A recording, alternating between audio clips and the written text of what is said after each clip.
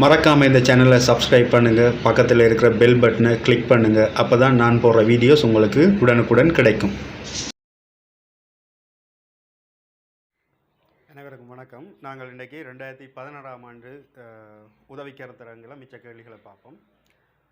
27வது கேள்வி இன்றைக்கி நாங்கள் பார்க்க வேண்டியது, ஒரு குறித்த ஒளியியல் தொகுதி மீது ஒரு நிற ஒளிக்கற்றை பட்டு அதிலிருந்து வெளிப்படும் விதம் உருவில் காணப்படுகின்றது. இவ்வொளியியல் தொகுதியில் இருக்கத்தக்க சில உபகரணங்கள் சேர்மானங்கள் கீழே தரப்பட்டுள்ளன. அப்போ இதில் எங்களுக்கு தரப்பட்டுக்கிற அந்த படத்தை பார்த்தோம்னு சொன்னால்,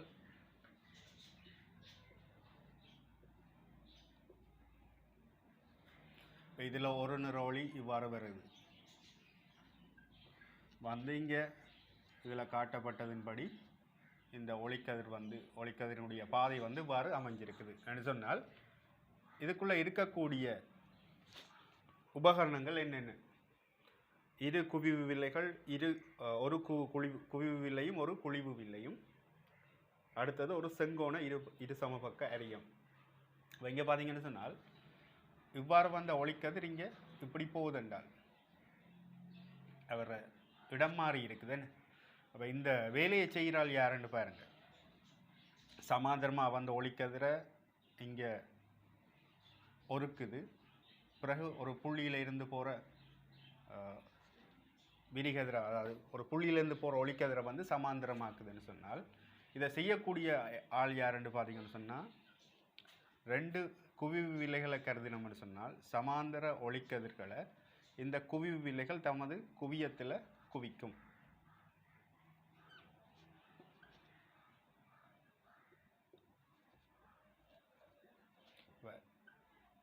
இதனுடைய குவியம், அதே மாதிரி இதனுடைய ஒரு குவிய புள்ளியிலேருந்து போகிற ஒளிக்கதிர் என்று வச்சோம்னு சொன்னால், இவ்வாறு ரெண்டு குவிவு வில்லைகள் இந்த வேலையை செய்யும். அதே போல்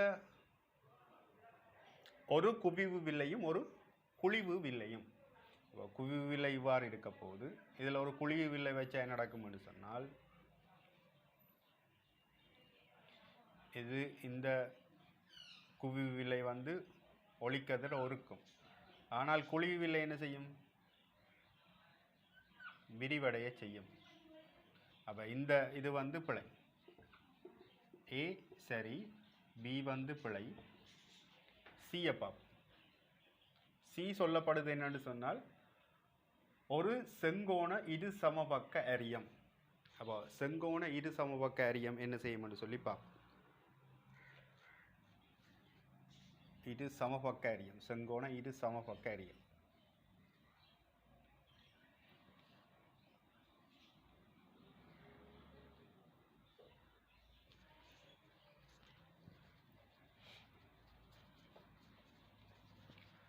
ரெண்டு பக்கம் சமபக்கமாக இருக்கணும். இரு சமபக்க செங்கோண முக்கோணம்.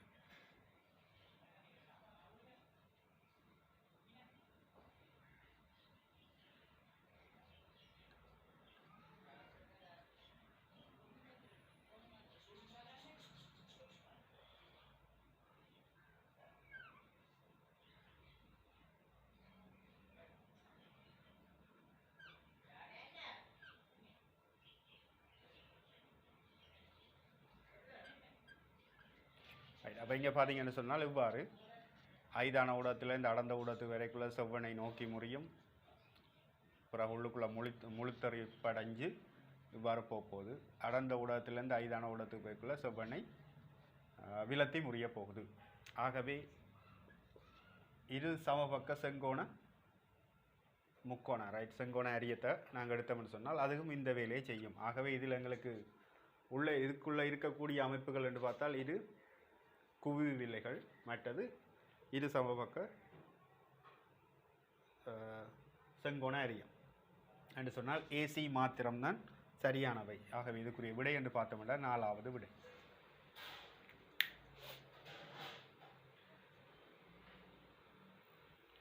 இருபத்தி 8வது கேள்வி, ஒரு குவிவு வில்லை L1 மூலம் தொலைவில் உள்ள ஒரு பொருளின் தெளிவான பிம்பம் ஒரு திரை மீது குவிய செய்யப்படுகின்றது.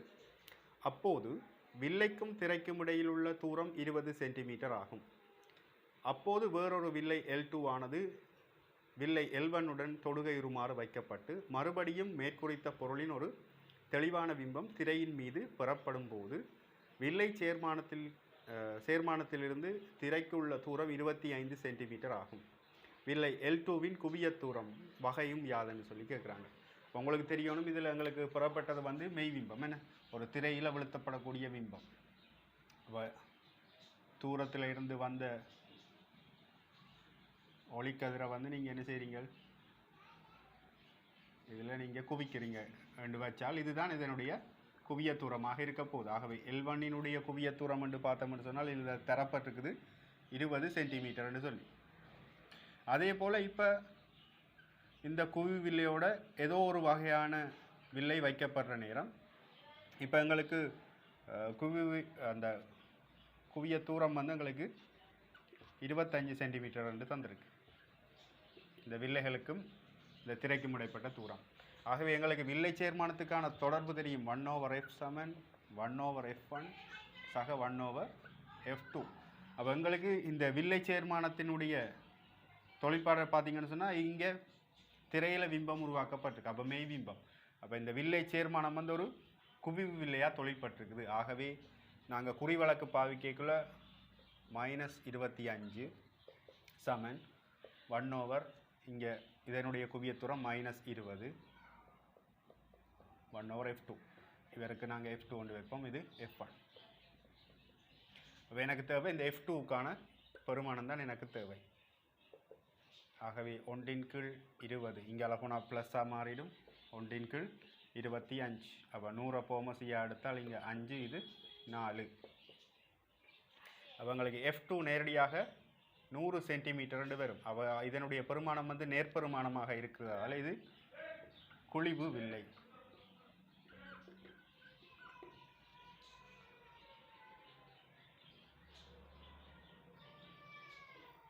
ஆகவே இதுக்குரிய விடையை பார்த்தீங்கன்னு சொன்னால் 5வது விடை.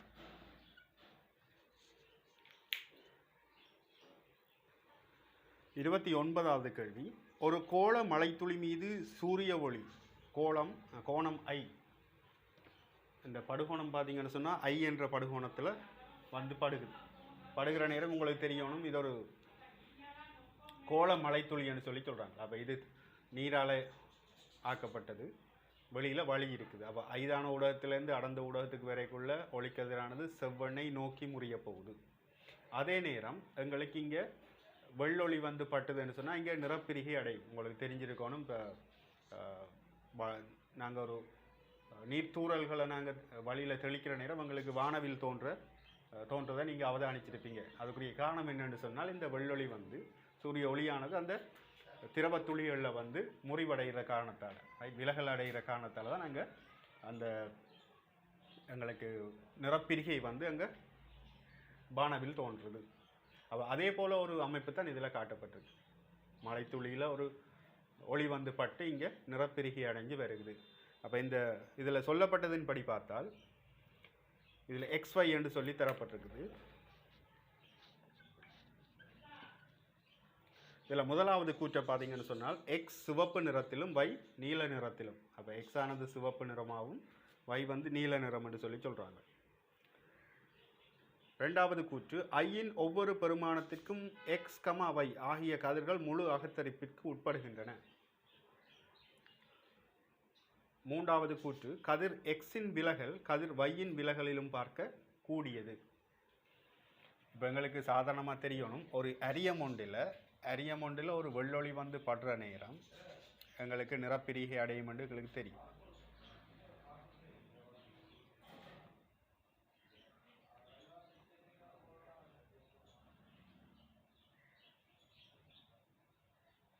ஏழு நிறங்களாக வர பிரியும்.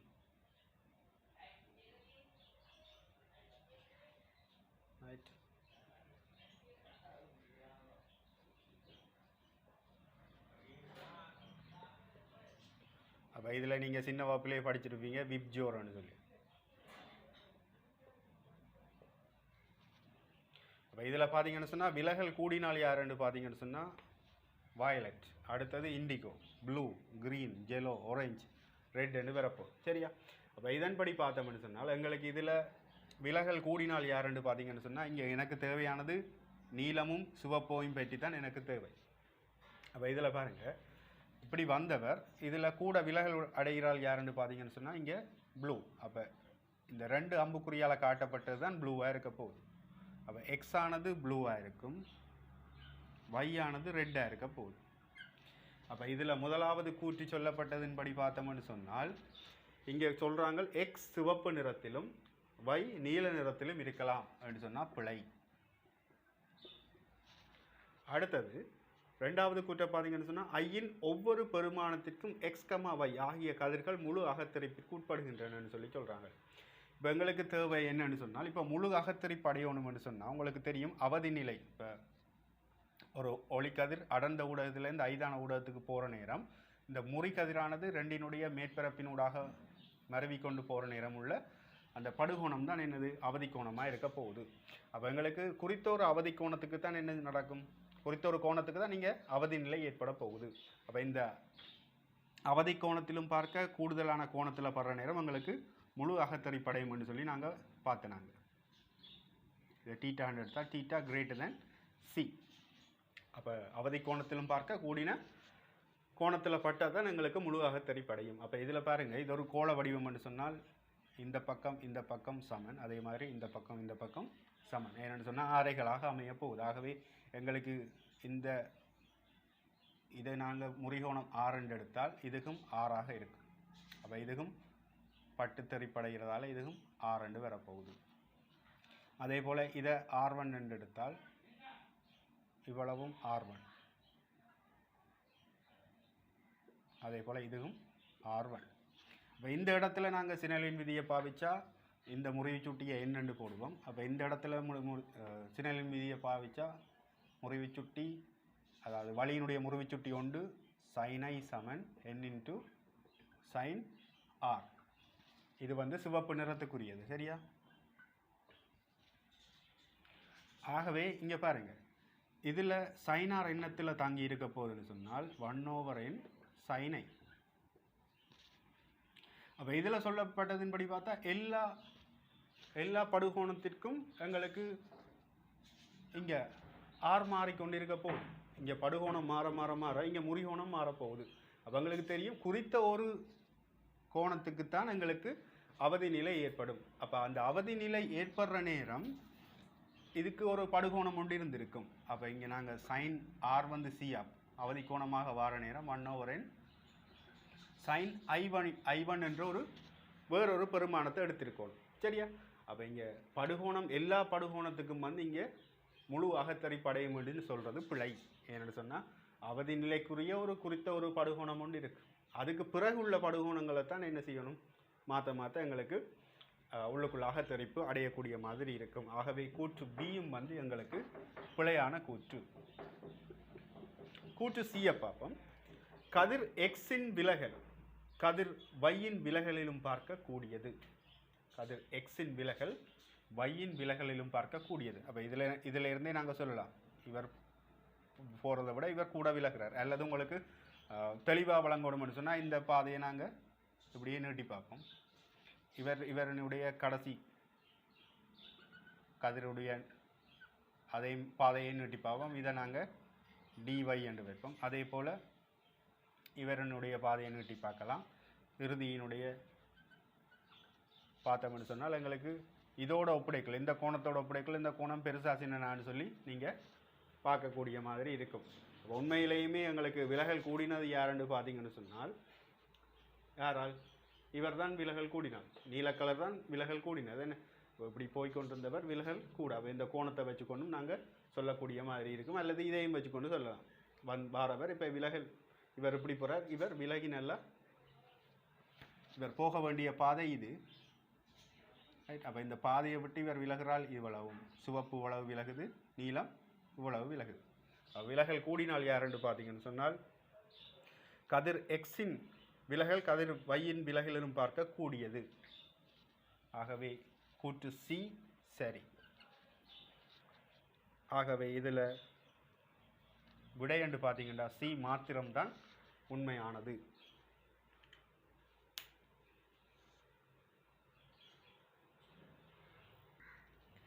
30வது கேள்வி, ஓர் ஒலிபெருக்கியின் மூலம் பரப்பப்படும் மாறா செறிவுள்ள ஓர் ஒலி அதிரிலிருந்து 100 மீட்டர் தூரத்தில் இருக்கும் ஒருவருக்கு கேட்கின்றது.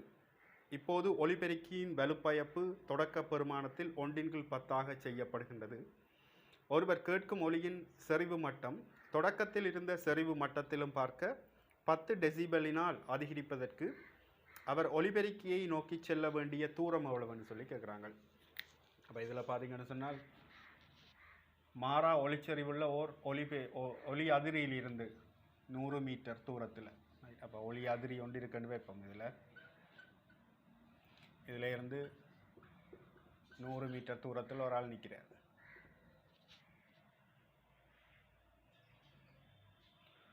இப்போ என்ன செய்கிறாங்கன்னு சொன்னால் ஒலிபெருக்கின் வலுப்பயப்பு தொடக்க பெருமானத்தின் ஆரம்பத்தில் இதை நாங்கள் பி என்று எடுப்போம். இப்போ P/10 ஆக்கப்பட்டுட்டு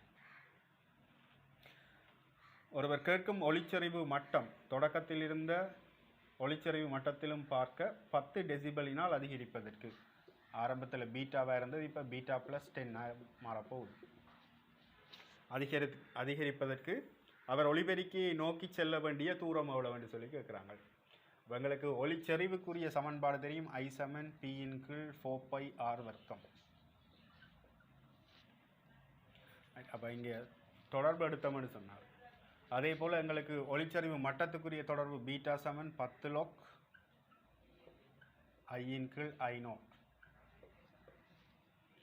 இப்போ இதில் இருந்து இன்னொரு தொடர்பு இருப்போம், 10 டெசிபலினால் அதிகரிப்பதுக்குன்னு சொல்லியாச்சு.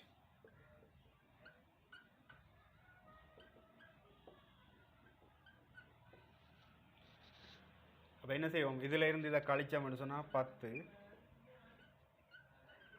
இப்போ மடக்கை தனித்தனியாக கழிபடுற நேரம் ஒன்றிலிருந்து ஒன்று, அதாவது ஒன்றோடு ஒன்று பிரிபடும்.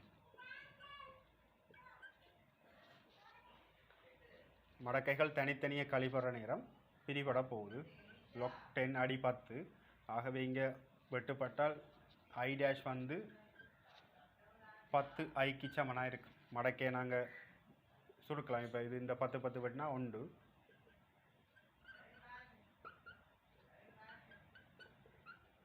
ஸோ இது மடக்கை உங்களுக்கு சுருக்க தெரியும். 10 அடுக்கு I1 Iக்கு சமன். ஆகவே I1 வந்து 10 மடங்கு Iக்கு சமனாக இருக்க போகுது. ஆகவே இப்போ இருக்கிற I' பார்த்தீங்கன்னு சொன்னால் P/10 4πx வர்க்கம் என்று வைப்போம். ஆரம்பத்தில் இருந்தது வந்து P/4πr வர்க்கம் என்று வந்தால் 100 வர்க்கம். ரைட். அப்போ இப்போ இதை சுருக்கினோம்னு சொன்னால் இங்கே எங்களுக்கு PP வெட்டுப்பற்றும். அதே மாதிரி எங்களுக்கு இந்த 100 குறுக்கு அந்த 10 குறுக்கு பெருக்கம் பண்ணால் 102 வரும். 4π வெட்டுப்பற்றும். ஸோ மிச்சம் இருக்க போகிறது x வர்க்கம் = 100.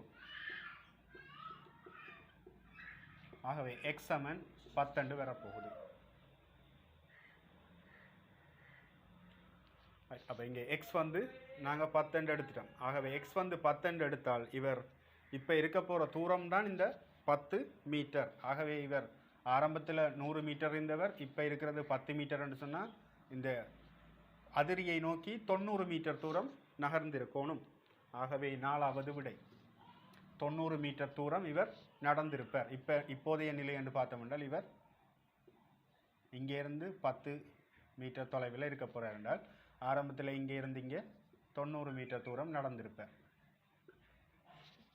ஆகவே விடை 4வது விடை. 31வது கேள்வி, ஒரு குறித்த இழுவைக்கு ஈர்க்கப்பட்டுள்ள ஓர் சுரமானி கம்பியின் நீளம் 80 சென்டிமீட்டர் ஆகும். இப்போது அதன் இழுவை மாறாமல் இருக்குமாறு நடுவில் ஒரு கத்தியோரம் வைக்கப்படுகின்றது. இரு கம்பி பகுதியின் நீளங்கள் 39.5 சென்டிமீட்டர் 40.5 சென்டிமீட்டர் ஆக இருக்குமாறு கத்தியோரத்தை அமைத்து அவ்விரு பக்கங்களிலும் ஒரே தடவை அதிர செய்யப்பட்டன. அப்போது ஒரு செகண்டில் 10 அடிப்புகள் கேட்டன. ஒவ்வொரு கம்பியினதும் அதிர்வு மீடிரன் யாதன்னு சொல்லி கேட்குறாங்க. அப்போ இதில் எங்களுக்கு சுரமானி பெட்டியில் 2 பக்கமும் கட்டப்பட்டிருக்குது. இதில் கத்தி முனை வைக்கப்பட்டு கொண்டு வந்து 39.5,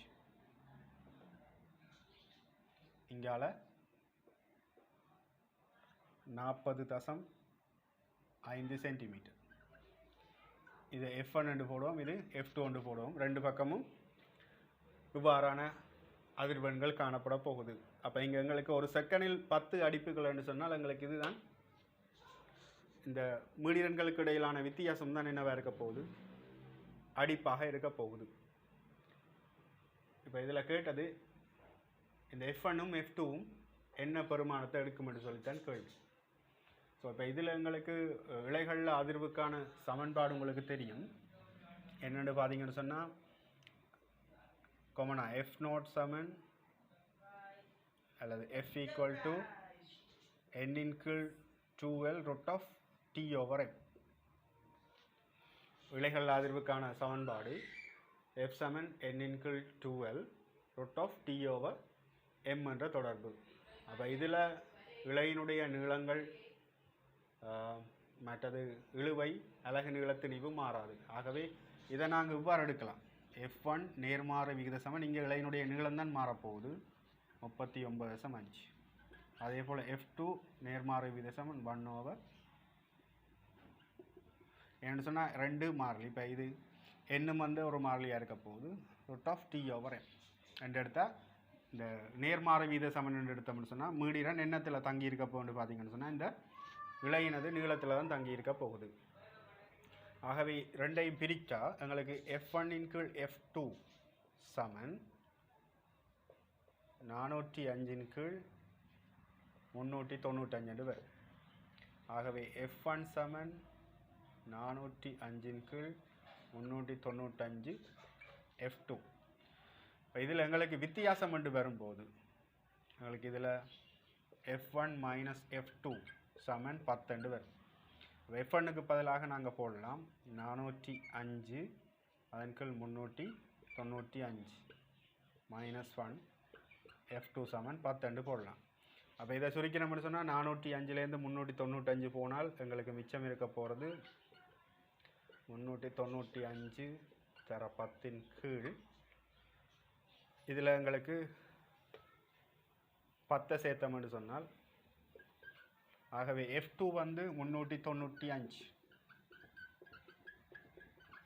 ஆகவே F1 வந்து என்னவா இருக்க போகுதுன்னு பார்த்தீங்கன்னு சொன்னால் 405 ஹெர்ட்ஸாக இருக்கும். ஆகவே 395ம் 405 மூன்றாவது விடை.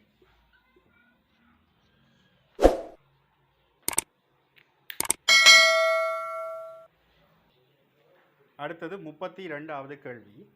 இது மிக முக்கியமான ஒரு கேள்வி. ஒரு பக்கத்தின் நீளம் 2r உள்ள காவல் தகடுகளினால் செய்யப்பட்டுள்ள ஒரு சதுரமுகி வடிவ பெட்டியின் மையத்தில் ஒரு +q ஏற்றம் வைக்கப்பட்டுள்ளது. சதுரமுகியின் மேற்பரப்பினூடாக உள்ள பலித மின்பாயம் π ஆகும். பின்வரும் கூற்றுக்களில் பொய்யான கூற்று யாது? அப்போ இந்த பெட்டியினுடைய மையத்தில் ஒரு ஏற்றம் ஒன்று வைக்கப்பட்டிருக்காம். இந்த பெட்டியினுடைய பக்க நீளங்கள் பார்த்தீங்கன்னு சொன்னால் 2r நீளம். இதில் கேட்டது உங்கள்கிட்ட பொய்யான கூற்று. இப்போ இதில் முதலாவது கூற்றை பார்ப்போம். ஏற்றத்தை சதுரமுகியிலிருந்து வெளியே கொண்டு வரும்போது அதன் மேற்பரப்பினூடாக உள்ள பலித மின்பாயம் 0 ஆகும். அப்போ உங்களுக்கு தெரியணும் மின்பாயம் என்றது என்னென்னு சொன்னால் மேற்பரப்பொன்றினூடாக செங்குத்தாக வெளியேறுகின்ற மின்விசை கோடுகளோட எண்ணிக்கை தான் என்னது மின்பாயம் என்று நாங்கள் பார்த்தனாங்க.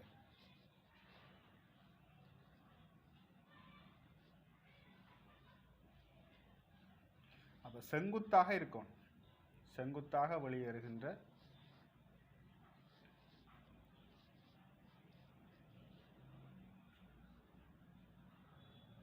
மொத்த மின்விசை கோடுகளோட எண்ணிக்கை தான் மின்பாயம் என்று சொன்னால் π சமன் E × A என்று சொல்லி நாங்கள் பார்த்தோம். அப்போ இப்போ இதில் இந்த Q என்ற ஏற்றத்தை வெளியில் எடுத்துட்டோம்னு சொன்னால் இந்த பெட்டிக்குள்ளே எந்த ஏற்றமும் இருக்காது. ஆகவே இந்த பெட்டியின் மீது பெட்டியினூடாக எந்த ஒரு மின்விசை கோடுகளும் வெளியில் வராது. ஆகவே முதலாவது கூற்று வந்து சரியா? என்னென்னு சொன்னால் ஏற்றத்தை வந்து சதுரமுகியிலேருந்து வெளியில் எடுத்த பிறகு மேற்பரப்பினூடாக உள்ள பலித மின்பாயம் வந்து 0 ஆயிடும்னு சொல்லி சொல்கிறாங்க. அடுத்த ரெண்டாவது கூற்றை பார்ப்போம். ஏற்றத்தை சதுரமுகியின் ஓர் உச்சியில் வைக்கும் போது மேற்பரப்பினூடாக உள்ள பலித மின்பாயம் π/8 என்று சொல்லி சொல்கிறாங்க. இப்போ இந்த சதுரமுகியின் மையத்தில் வைக்கிற நேரம் எங்களுக்கு பை வந்து மொத்த ஏற்றம் கியூவாக இருக்க போகுது F0. இதுதான் என்னவாக இருக்க போகுதுன்னு சொன்னால் இந்த அடைக்கப்பட்ட இந்த சதுரமுகிக்குள்ளே இருக்கிற இந்த மொத்த மின்பாயமாக இருக்க போகுது. இது கவுசின் தேற்றம். இதே இது ஒரு முகத்தினூடாக வெளியேறுகின்ற மின்பாயம் என்று கேட்டால் இதில் சதுரமுகியில் 6 பக்கங்கள் இருக்குது. ஆகவே ஒரு முகத்தினூடாக என்று சொன்னால் π' வந்து என்னவா இருக்க போகுதுன்னு சொன்னால் π/6 இருக்க போகுது. ஆகவே π/6 சொன்னால் Q/6 F0 இருக்கும். ஒரு முகத்தினூடாக வெளியேறுகிறது.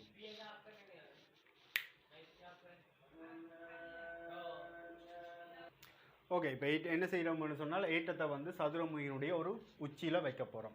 உச்சியில் வச்சா எங்களுக்கு கவுசின் தேற்றத்தை பாவிக்கணும்னு சொன்னால் உங்களுக்கு தெரியணும். அந்த அடைத்த பரப்புக்குள்ளே இருக்கிற ஏற்றம் தான் எனக்கு தேவை என்று சொன்னால் அடைத்த பரப்புக்குள்ளே குறித்தளவு ஏற்றம் தான் இருக்க போது, மிச்ச பகுதி வெளியில் இருக்க போகுது. அப்போ அந்த அடைச்சிருக்கிற பகுதிக்குள்ளே இருக்கிற ஏற்றத்தை நான் கண்டுபிடிக்கிறதுக்கு ஒரு வழிமுறை செய்ய போகிறேன். என்னென்னு சொன்னால் இந்த ஏற்றத்தை சுற்றி வர முழுமையாக ஏற்றத்தை கொள்ளக்கூடிய மாதிரி ஒரு அடைத்த பரப்பை வந்து நான் உருவாக்க போகிறேன். இப்போ இந்த அடைத்த பரப்பை உருவாக்குறது எவ்வாறுன்னு பார்த்தீங்கன்னு சொன்னால் இங்கால ஒரு சதுரமுகி இருக்கிற மாதிரி சதுரமுகிகளால் இதை வந்து நாங்கள் ஃபுல்லாக அடைப்போம்.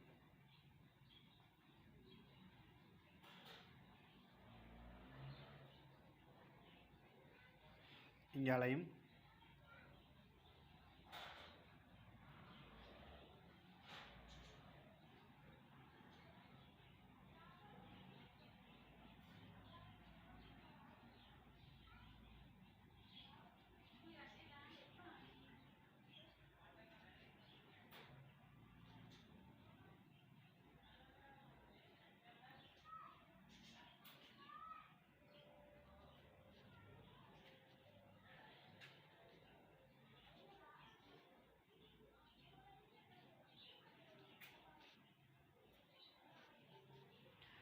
அப்போ இங்கே பார்த்தீங்கன்னு சொன்னால் இப்போ அரைவாசி ஏற்றத்தை வந்து மொத்தமாக எத்தனை சதுரமுகிகள் அடைச்சிருக்குது பாருங்கள். 1 2 3 4. இதே போல் மேலேயும் சதுரமுகிகளால் நாங்கள் என்ன செய்யலாம்னு சொன்னால் இவற்றை வந்து அடைக்கக்கூடிய மாதிரி இருக்கும்.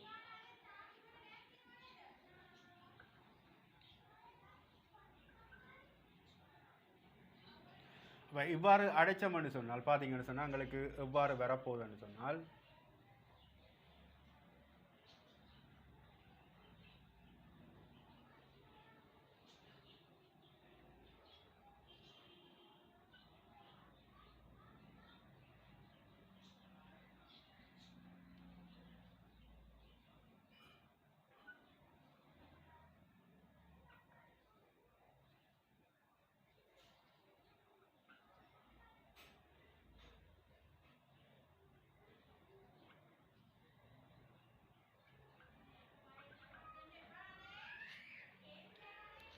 இவ்வாறு பெரிய ஒரு சதுரமுகியாக வந்துடுவீங்க. பெரிய ஒரு சதுரமுகியாக இவ்வாறு வந்துட்டேன்னு சொன்னால் இங்கே பாருங்கள், இதில் ஒரு சதுரமுகி,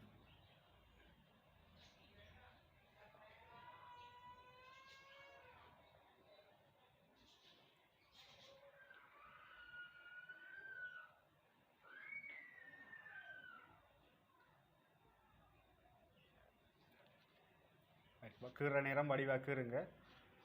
அப்போ எங்களுக்கு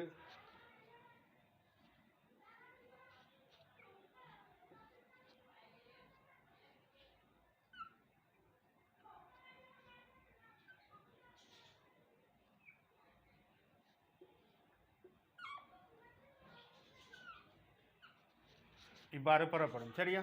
இதை நாங்கள் ஃபில் பண்ணி வடிவான சரியான முறையில் கீறி பார்த்தோம்னு சொன்னால் இவ்வாறு எங்களுக்கு கிடைக்கும். அப்போ இதில் ஒவ்வொரு பக்கத்திலையும் எங்களுக்கு 4 சின்ன சதுரமுகிகள் அடைக்கப்பட்ட மாதிரி இருக்க போகுது. ஆகவே இதனுடைய நடுவில் இந்த பெரிய சதுரமுகியினுடைய நடுப்பகுதியில் ஒரு ஏற்றம் இருக்கிற மாதிரி இங்கே நாங்கள் கருதணும். அப்போ நடுப்பகுதியில் ஏற்றம் இருக்கிற மாதிரி கருதும் போது இங்கே எங்களுக்கு மொத்தமாக நாங்கள் இங்கே எழுதினால் என்ன வரப்போகுதுன்னு சொல்லி பார்த்தோம்னு சொன்னால்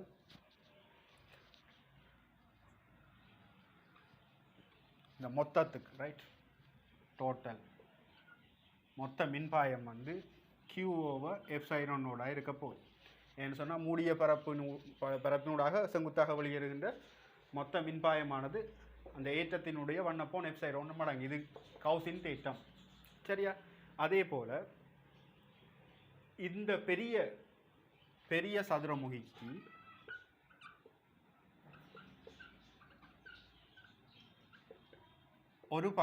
ஒரு பக்கத்தினூடாக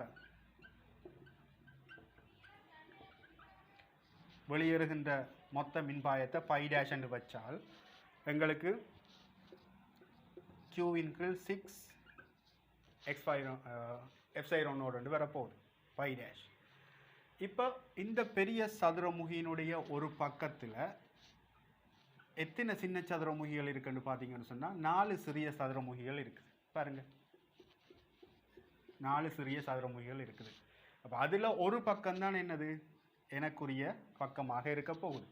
ஆகவே ஒரு பக்கத்தினூடாக ஒரு பெரிய பக்கத்தினூடாக போகிறது Q/6ε0.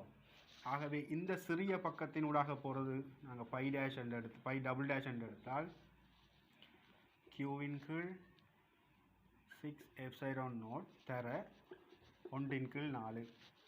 ஏன் இந்த பெரிய சதுரத்தினூடாக Q/6ε0 என்றால் அதில் 4 பிரித்த ஒரு பங்கு தான் எனக்கு தேவை. ஆகவே π" என்று வரப்போகுதுன்னு சொன்னால் Q/24ε0. அப்போ இதில் சொல்லப்பட்டதின்படி பார்த்தா ரெண்டாவது கூற்று, ஏற்றத்தை சதுரமுகியின் ஒரு உச்சியில் வைக்கும்போது மேற்பரப்பின் ஊடாக உள்ள பலித மின்பாயம் π/8 என்று சொல்லி தராங்க. அடுத்த மூன்றாவது கூற்றை பார்த்தீங்கன்னு சொன்னால் Qவின் பெருமனை இருமடங்காக்கும் போது மேற்பரப்பின் ஊடாக உள்ள பலித பாயமும் இருமடங்காகும். ஏன்னு சொன்னால் உங்களுக்கு தெரியும் π = Q/ε0. ஆகவே இங்கே Qவை வந்து இருமடங்காக்கினால் எங்களுக்கு இப்போ புதுசாக வரப்போகிறவர் வந்து Q டோட்டல் என்னவாக இருக்கும் 2Q/ε0. ஆகவே Q/ε0 பதிலாக π டோட்டலை போட்டால் 2π என்று வரப்போகுது. அப்போ அந்த கூற்றி சரி, மூன்றாவது கூற்றி சரி.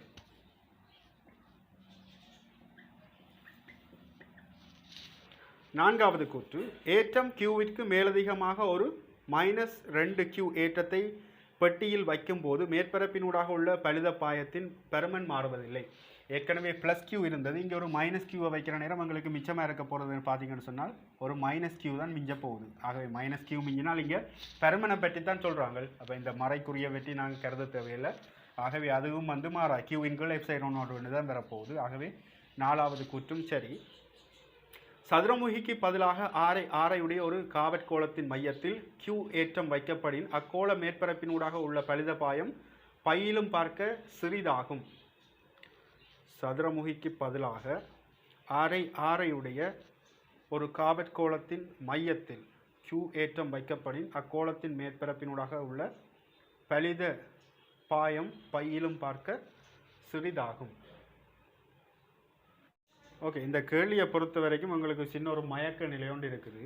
ரெண்டாவது கூற்றை பார்த்தீங்கன்னு சொன்னால் ஏற்றத்தை சதுரமுகியின் ஒரு உச்சியில் வைக்கும்போது மேற்பரப்பின் ஊடாக, இதில் சொல்லப்படுறது வந்து ஒரு மேற்பரப்பா இல்லாட்டி மொத்த மேற்பரப்பான்னு சொல்லல, மேற்பரப்பின் ஊடாக என்று சொல்லி சொல்கிறாங்க.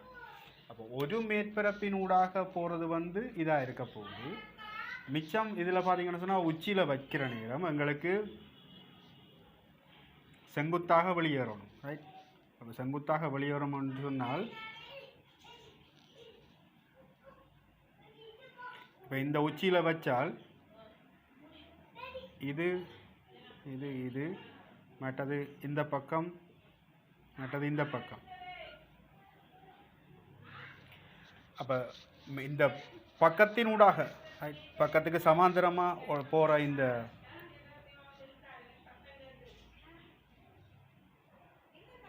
பக்கத்தினூடாக போகிற இந்த பக்கம் மேற்பக்கம் அந்த பக்கத்தோடு மருவி கொண்டு போகிற பக்கங்களில் வந்து மின்பாயம் பூஜ்ஜியமாக இருக்க போகுது. மிச்சமாக இருக்க போகிறோன்னு பார்த்தோம்னா செங்குத்தாக வெளியேறுகிறது இதொண்டு, ஒரு பக்கம், அதே மாதிரி இந்த கீழே உள்ள பக்கம், அதே போல் இந்த பக்கம். ஆகவே 1 2 3 இந்த பக்கம், இந்த பக்கம், அடிப்பக்கம். ஏன்னு சொன்னால் உங்களுக்கு தெரியும், பரப்புக்கு செங்குத்தாக வெளியே வரணும் மின்விசை கோடுகள். அப்படி பார்த்தோமென்றால் எங்களுக்கு 3 பக்கம், 3 பக்கத்தினூடாக 3 மேற்பரப்பினூடாக போகிறது என்று பார்த்தோம்னு சொன்னால் ஒரு மேற்பரப்பினூடாக Q இன் கீழ் 24 F0. ஆகவே 3 பக்கத்தினூடாக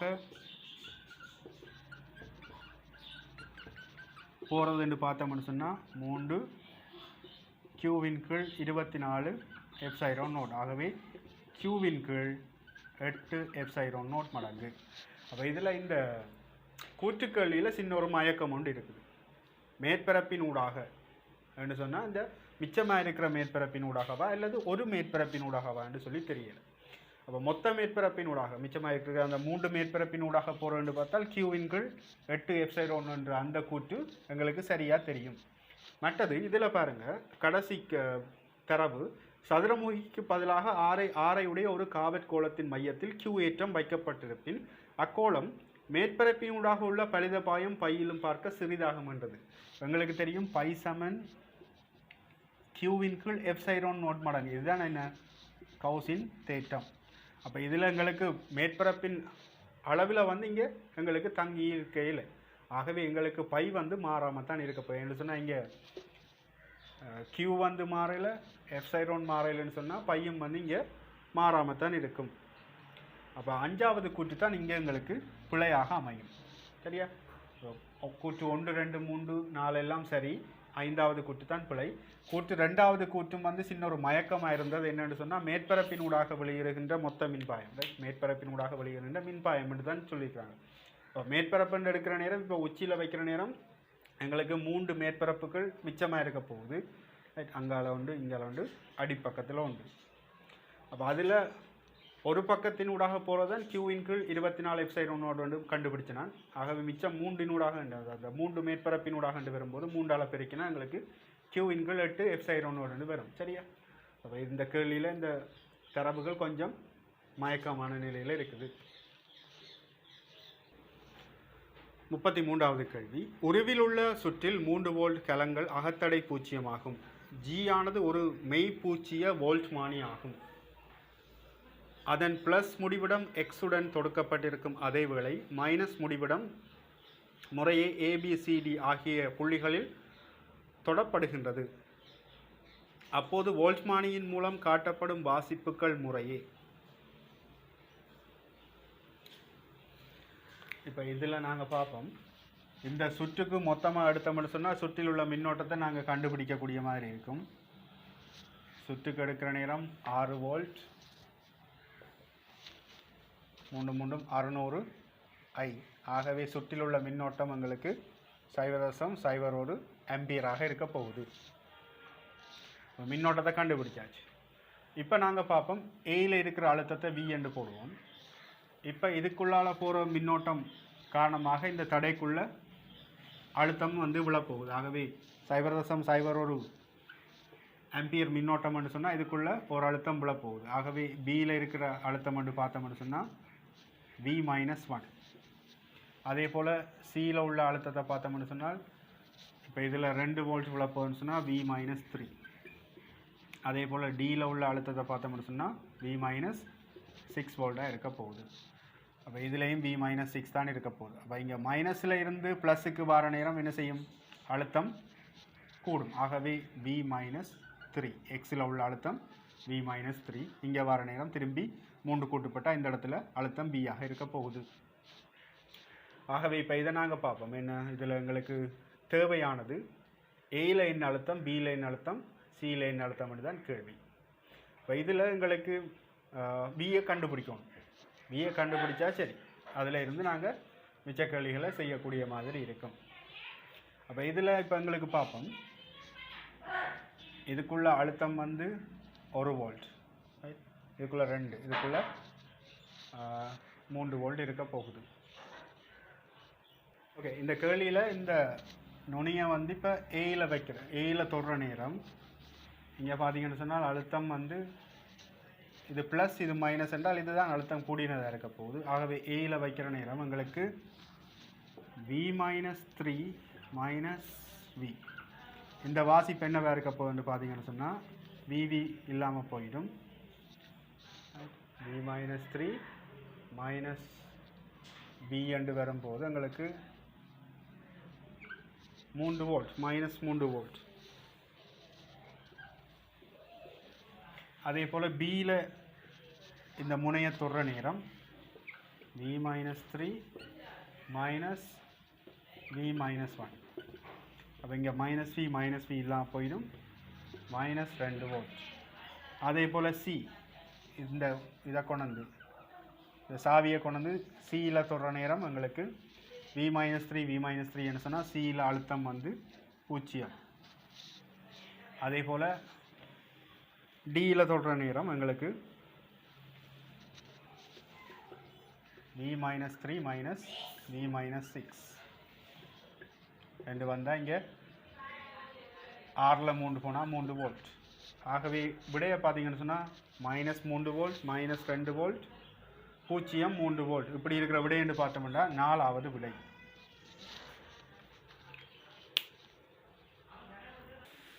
முப்பத்தி கேள்வி. ஒரு வட்ட கம்பித்தடம் சுற்றுடன் தொடுக்கப்பட்டுள்ள விதம் உருவில் காணப்படுகின்றது. P, Q என்பன தடத்தின் ஒரு விட்டத்தின் இரு நுனிகளிலும் உள்ள புள்ளிகள் ஆகும். புள்ளி P ஆனது சுற்றுடன் நிலையாக தொடுக்கப்பட்டிருக்கும். அதேவேளை Pயிலிருந்து Q வரைக்கும் தேய்க்கத்தக்கவாறு தொடுகையை கொண்டு செல்லலாம். வட்டத்தடத்தில் பாயும் ஓட்டம் காரணமாக அதன் மையம் R உண்டாகும் காந்த பாய அடர்த்தி 0 ஆனது Pயிலிருந்து Rக்கு தூரம் Xற்கேற்ப மாறுவதை மிகச்சிறந்த விதத்தில் காட்டும் வரைவு யாதன்னு சொல்லி கேட்குறாங்க. இப்போ இதில் நாங்கள் இந்த கோணத்தை டீட்டாண்டு போடுவோம். இந்த கோணத்தை டீட்டாண்டு போட்டால் மிச்சம் உழவும் வந்து 2π மைனஸ் டீட்டாவாக இருக்க போகுது. இப்போ இதில் எங்களுக்கு தெரியும் இது ஆராய்ச்சிறையினுடைய நீளத்தை S7 R டீட்டா போட்டு காணலாம். ஆகவே இங்கே X7 R டீட்டா, அதே போல் Y7 என்று போட்டோம்னு சொன்னால் R 2π மைனஸ் டீட்டா. அப்போ இங்கே எங்களுக்கு R தான் ரெண்டுலேயும் சமனாக இருக்குது. பிரித்து விட்டோம்னு சொன்னால் X × Y7 டீட்டாவின் கீழ் 2π மைனஸ் டீட்டா. இப்போ இங்கே எக்ஸையும் வையையும் வந்து தொடர்பாக எடுக்கலாம். இப்போ இதில் நாங்கள் பார்ப்போம். அதே போல் இது ஒரு மூடின மின்சுட்டாக எழுதுனா இதில் போகிற மின்னோட்டம் இதில் I1 பிரிய போது I2 பிரிய போது ஒரே புள்ளியில் இணைக்கப்பட்டு கண்டால் சமாந்தர இணைப்பு. ஆகவே E = I1 × இந்த அலகு நீள தடையை நாங்கள் ஸ்மால் r என்று போட்டால் இங்கே X நீளம் முடியுது இருக்குது. ஆகவே XR. அதே போல் I2க்கு போட்டோம்னு சொன்னால் எங்களுக்கு Y × R. ஆகவே I1க்கான தொடர்பு வரப்போது எங்களுக்கு E × XR. I2க்கான தொடர்பு வரப்போது எங்களுக்கு E × YR. இது இருக்கு. எங்களுக்கு தேவையான தொடர்புகளை எழுதி கொண்டு போகும். அதே மாதிரி B1 அதாவது I1 என்ற மின்னோட்டம் காரணமாக எங்களுக்கு B1 வந்து வெளிநோக்கின திசையில் இருக்க போகுது. இங்கே உள்நோக்கின திசையில் B2. B1க்கான தொடர்பு எழுதலாம் μ0 I1 × 2R. இந்த ஆரையை வந்து கேபிட்டல் R. இது வந்து ஒரு வட்டத்துக்கு. ஆகவே 2πக்கு இவ்வளவு என்றால் டீட்டாவுக்கு இவ்வளவு. அதே மாதிரி B2க்கு எழுதினால் μ0 I2 × 2R. எங்களுக்கு கோணம் என்று பார்த்தோம்னு சொன்னால் இங்கே 2π மைனஸ் டீட்டாவின் கீழ் 2π. இப்போ எனக்கு தேவை வித்தியாசம் delta B. So B1 minus B2 போடுவோம். இங்கே பொது எடுக்கக்கூடியது பார்த்தால் μ0 அதன் கீழ் 2R பொது எடுத்தால் இங்கே மிச்சம் இருக்க போகிறது I1. I1க்கு பதிலாக நாங்கள் போடலாம் E × XR. அதே போல் டீட்டாவின் கீழ் 2π மைனஸ் இதில் மிச்சம் இருக்க போகிறதுன்னு பார்த்தீங்கன்னு சொன்னால் I2. I2க்கு பதிலாக E × YR. அதே மாதிரி 2π மைனஸ் டீட்டாவின் கீழ் 2π இவ்வளவு இருக்க போகுது.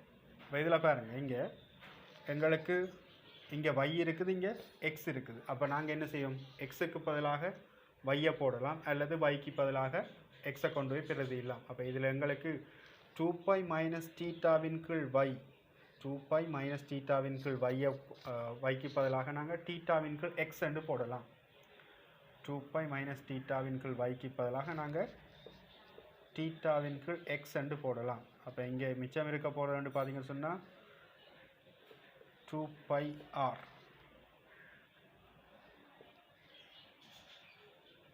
e தீட்டாவின் கீழ் 2πr மைனஸ் இங்கேயும் பார்த்தோம்னு சொன்னால் e தீட்டாவின் கீழ் 2πr x இருக்குது.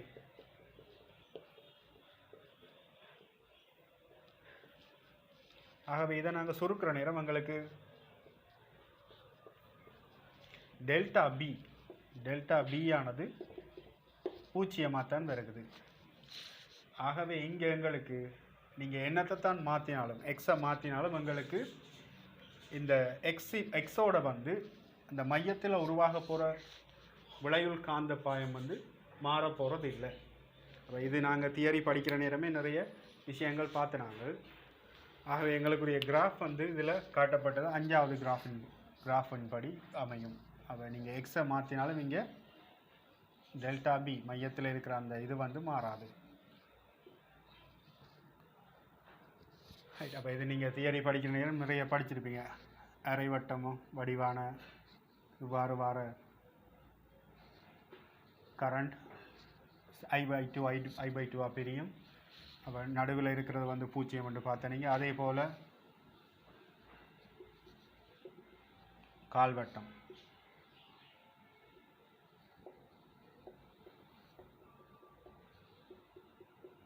அப்போ இந்த நீளத்துக்கு ஏற்ற மாதிரி இங்கே மின்னோட்டம் பிரிஞ்சு இதில் மையத்தில் பூஜ்ஜியம் உருவாகும்னு சொல்லி. இப்போ இதில் நிறைய வகைகள் நீங்கள் பார்த்துருப்பீங்க.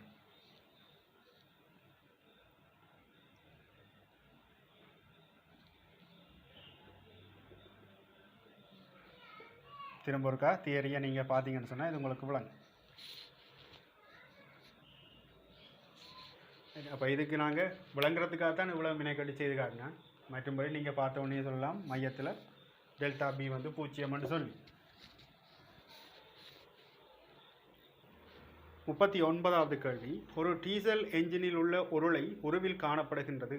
உருளையில் டீசல் ஆவி நிரம்பி இருக்கும் ஒரு சந்தர்ப்பத்தில் அது தகனமடையும் வரைக்கும் நடைபெறும் கனநிலை சுருக்கத்தில். அப்போ இதில் வடிவாக கவனிக்கணும், கனநிலை சுருக்கம்.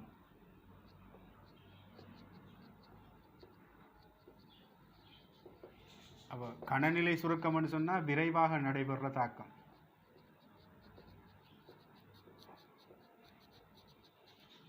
அப்போ விரைவாக நடைபெறுவதுன்னு சொன்னால் இது சேறல் இல்லா மாற்றம். மற்றது சுருக்கம் என்று வரதால் இங்கே டெல்டா வி வந்து மைனஸாக இருக்க போகுது. அதாவது கனவளவில் ஏற்படுற குறைவு. அப்போ இதில் எங்களுக்கு முதலாவது விதிப்படி delta Q7 delta U plus delta W என்ற சமன்பாடில் சேறலில்லா மாற்றத்தின் போது எங்களுக்கு டெல்டா Q வந்து 0. ஆகவே டெல்டா U வந்து மைனஸ் டெல்டா Wவாக இருக்கும். அதே நேரம் டெல்டா W சமன் P இன்ட்டு டெல்டா V என்ற தொடர்பு இருக்குது. அப்போ இதில் சுருக்கம் ஏற்படுறதால எங்களுக்கு டெல்டா V வந்து மைனஸாக இருக்கிறதால இங்கே எங்களுக்கு டெல்டா Wவும் மறையாக இருக்க போகுது. ஆகவே இங்கே டெல்டா U அகச்சக்தி மாற்றம் வந்து மைனஸ் இன்ட்டு மைனஸ் 2 வரும்போது எங்களுக்கு ப்ளஸ் ஆக வரும்.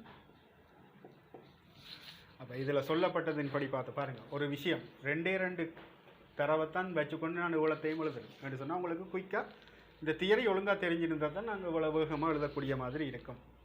அப்போ இதில் சொல்லப்பட்டதின் படி பார்த்தோம்னு சொன்னால் எங்களுக்கு பொருத்தமான கூற்று கேட்குறாங்க. ஆகவே இங்கே டெல்டா U அகச்சக்தி மாற்றம் யாரில் தங்கி இருக்குன்னு சொன்னால் வெப்பநிலையில் தங்கியிருக்கு.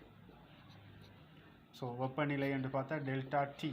So delta T greater than 0 இருக்கும். ஏன்னா இது டெல்டா U அகச்சக்தி வந்து ப்ளஸில் இருக்கிறதால இங்கே டெல்டா T கிரேட்டர் தேன் 0. அப்போ delta T greater than 0, delta U greater than 0. வேறு என்னது? Delta Q 0.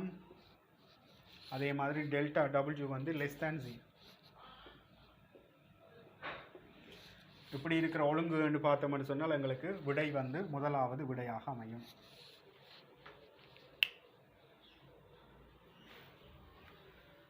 40வது கேள்வி. ஒரு விளையாட்டு பெட்டியில் சர்வசம சதுரமுகிகள் உள்ளன.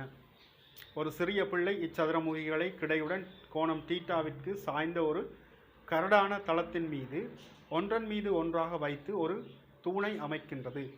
சதுரமுகிகள் ஒன்றன் மீது ஒன்று வழுக்கிச் செல்லவில்லை. tan θ சமன் 1/8 எனில் வைக்கத்தக்க சதுரமுகிகளின் எண்ணிக்கை. இதில் எங்களுக்கு தரப்பட்டிருக்க தரவு tan θ 1/8. இதில் இவர் வழுக்கக்கூடாதுன்னு சொன்னால், இது ஒரு கரடான மேற்பரப்பு என்றால் இவர் கீழ் நோக்கி வழுக்க ஆரம்பிப்பார்னு சொன்னால் இதில் உராய் விசை மேல் நோக்கி தொழிற்பட போகுது. செவ்வன் மருதாக்கம் இவ்வாறு தொழிற்படும். இதில் பார்த்தீங்கன்னு சொன்னால் சர்வசமனான பெட்டிகள். அப்போ இதில் எக்ஸ் என்று எடுத்தால் இது எக்ஸ், இது எக்ஸ், பக்க நீளம் எக்ஸ் என்று எடுத்தால் இது ஒரு செவ்வக வடிவான பொருள், ஒரு சீரான வடிவம்னு சொன்னால் நிறை வந்து அதனுடைய மையத்தில் இருக்க போகுது. அப்போ இவ்வளவும் என்னவாக இருக்க போகுதுன்னு சொல்லி பார்த்தோம்னு சொன்னால் x/2, இது எக்ஸோட x/2ன்னு சொன்னால் இதில் இருந்து 3x/2 அரவாசி தூரத்தில் அதனுடைய நிறை தொழிற்படும். அப்போ இந்த பெட்டியினுடைய இதில் வரக்கூடிய மாதிரி இருக்கும். இவர் இதை தாண்டுவாராக இருந்தால் எங்களுக்கு திருப்பம் ஏற்பட்டும். ரைட்,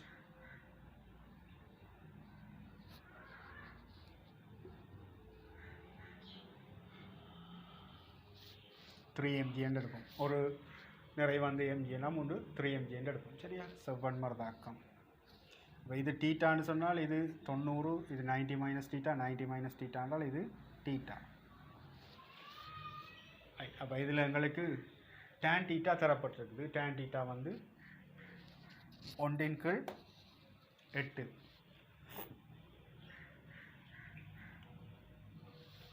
இப்போ நாங்கள் என்ன செய்யணும்னு சொன்னால் இதில் எண்ணிக்கையான பெட்டிகள் இருக்கிற மாதிரி யோசிப்போம். இப்போ இதில் 3 பெட்டி இருந்தால் இதில் 3x, எண்ணிக்கையான பெட்டிகள் இருந்தால் அதனுடைய மையம் வந்து nx/2 இருக்க போகுது. அப்போ இங்கே nmg என்று இருக்கு. இப்போ எண்ணிக்கையான பெட்டிகள் இருக்கிற மாதிரி யோசிப்போம். அப்போ இந்த சதுரமுகி என்றால் இவ்வளவும் x/2 இருக்க போகுது. ஆகவே இங்கே எனக்கு tan θ சமன் என்னென்று வரப்போகுது, எதிர்பக்கத்தின் கீழ் அயல் பக்கம் x/2 கீழ் இவ்வளவும் என்னது 3 பெட்டி இருந்தால 3x/2, இங்கே n பெட்டி இருக்கிறதால nx/2 வந்து இருக்க போகுது. அப்போ x/2 வெட்டுப்பட்டால் இங்கே tan θ 1/8. இது யாருக்கு சமனாக இருக்க போகுதுன்னு சொன்னால் n-க்கு சமன். ஆகவே n சமன் 8. ஆகவே 8 பெட்டிகள் தான் நாங்கள் இதில் வழுக்காமல் நாங்கள் வைக்கக்கூடிய பெட்டிகளாக இருக்கும். ஆகவே விடை என்று பார்த்தோம்னு சொன்னால் 4வது விடை 8 பெட்டிகள். 41வது கேள்வி. ஒரு நீரமானி 750 கிலோகிராம் m/m³ அடர்த்தியுள்ள ஒரு திரவத்தில் மிதக்கும் போது அதன் மொத்த கனவளவின் 1/5 திரவ மட்டத்திற்கு மேல் இருக்குமாறு மிதக்கின்றது. மொத்த கனவளவில் 5/2 திரவ மட்டத்திற்கு மேலே இருக்குமாறு மிதக்கும் திரவத்தின் அடர்த்தி யாது என்று சொல்லி கேட்குறாங்க. இப்போ நீரமானி ஒன்று இவ்வாறு இருக்கிற நேரம் இதனுடைய 5/1 இந்த கனவளவு v என்று எடுத்தால் 5/1 மேலே இருக்கிற மாதிரி மிதக்குதான். இந்த திரவம் வந்து 750 கிலோகிராம் m/m³. அப்போ இதில் தொழிற்பட போகிற மேலுதைப்பு இதனுடைய நிறைக்கு சமன். ஸோ u1 சமன் mg. இப்போ 2/5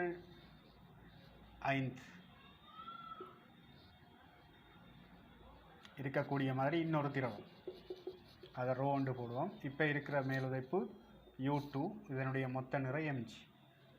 ஸோ u2 சமன் mg. இப்போ இதில் இருக்க போகிற கனவளவுன்னு பார்த்தோம்னு சொன்னால் 2v/5.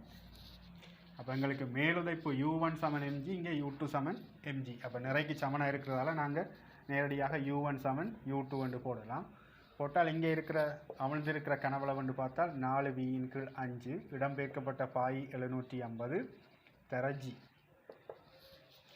என்று சொன்னால் u சமன் b ρg தானே. இப்போ இங்கே அடர்த்தி மாறுபடுறதால தான் மேலுதைப்பு மாறுபட்டது. ரைட், அதே மாதிரி கனவளவு இங்கே மிச்சம் இருக்க போகிற கனவளவுன்னு பார்த்தால் 3v/5 ρg. இந்த அடர்த்தி எனக்கு தெரியாது, அதைத்தான் கண்டுபிடிக்க போகிறேன். அப்போ gg வெட்டுப்பற்றும் v/5 v/5 வெட்டுப்பற்றும் 4 தர 750 3 அதுதான் ரோவாக இருக்க போகுது.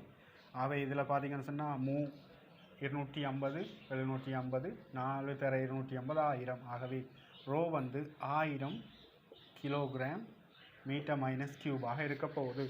ஆகவே அந்த திரவத்தினுடைய அடர்த்தி 1000 மூன்றாவது விடை. ஓகே, இந்த கேள்வியை பார்த்தீங்கன்னு சொன்னால் எங்களுக்கு 3 வெவ்வேறு உருக்கள் தரப்பட்டிருக்குது. அப்போ இது வந்து அந்த வட்டக்கடத்திகள் அதுக்குள்ள தான் வரப்போகுது இந்த கேள்வி. இது பார்த்தீங்கன்னு சொன்னால் முதலாவதில் 2 அரை வட்டங்கள், இதனுடைய ஆரை 2R, இது R.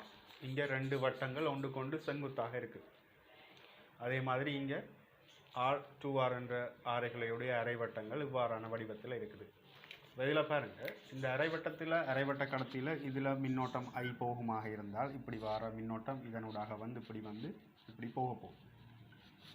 உங்களுக்கு தெரியும், மையத்தினூடாக நாங்கள் போகிற மின்னோட்டங்களால் உருவாகிற காந்தப்பாய் அடர்த்தி மையத்தில் பூச்சி அங்கே உருவாக்கப்படாது. ஏன்னு சொன்னால் உங்களுக்கு தெரியணும், அந்த கடத்திக்கு இந்த மின்னோட்டத்துக்கும் இந்த புள்ளிக்கும் இடையிலான ஒரு செங்குத்து தூரம் ஒன்று இருக்கணும். அப்போ இதுக்குரிய செங்குத்து தூரம் இல்லை. ஆகவே எங்களுக்கு இந்த அரைவட்ட கடத்திகளில் போகிறத மட்டும்தான் எங்களுக்கு இங்கே வரப்போகுது. அப்படி போகிற நேரம் நாங்கள் மின்னோட்டத்தை செய்கிற எங்களோட பெருவிரலை பிடிச்சி பார்த்தால் பெரிய அரைவட்ட கடத்தி சார்பாக இங்கே B1 வேண்டும். இதுக்குள்ளால் வரப்போகிறது இதுக்கும் உள்நோக்கித்தான் வரப்போகுது. அதை நாங்கள் B2 வந்து போடுவோம். ஸோ B1க்குரிய தொடர்பு போட்டால் B1 சமன் அரைவட்டத்துக்கானது μ0I/2 × 2R என்று சொன்னால் உங்களுக்கு வட்டக்கடத்திக்கான சமன்பாடு தெரியும், μ0I/2R என்ற சமன்பாடு. அப்போ இங்கே அரைவட்டம் ரைட், μ0I/2 × இதனுடைய அரை 2R. அப்போ இது உள்நோக்கி. அதே மாதிரி B2 எழுதினால் சிறிய வட்டத்துக்கும் அரை μ0I/2 × R/R. அப்போ இங்கே பார்த்தீங்கன்னு சொன்னால் இது ரெண்டும் கூட்டுப்பட போகுது, B1ம் B2 கூட்டுப்பட்டால் இங்கே எனக்கு என்ன வரப்போகுது, 1/4 1/2 அரையும் கால் வாசியும் கூட்டுப்பட்டால் 3/4 μ0I/2R என்று வரப்போகுது. அடுத்தது இதுக்கு பார்த்தோம்னு சொன்னால் இங்கே உருவாக போகிறது மேல் நோக்கின மின்னோட்டம்னு சொன்னால் நாங்கள் இந்த விரலை பிடிச்சி பார்த்தோம்னு சொன்னால் இங்கே இந்த நிலைக்குத்து வட்டத்துக்கு உள்நோக்கி காந்தப்புலம். அதே மாதிரி கிடைக்கு பார்த்தோம்னு சொன்னால் எங்களுக்கு கிடைக்கு வர நேரம் இந்த பக்கம் மின்னோட்ட திசைன்னு சொன்னால் மேல் நோக்கி. அப்போ இங்கே இந்த வட்டத்துக்கு மேல் நோக்கி என்று சொன்னால் இங்கே வெளிநோக்கி இருக்க போகுது. இந்த நிலைக்குத்துக்கு வந்து எங்களுக்கு இருக்க போகிறதுன்னு பார்த்தோம்னு சொன்னால் உள்நோக்கி இந்த பக்கம், இவருக்கு பார்த்தோம்னு சொன்னால் வெளிநோக்கி. அப்போ இந்த B1ம் B2ம் வந்து ஒன்று கொண்டு செங்குத்தான திசையில் இருக்குது.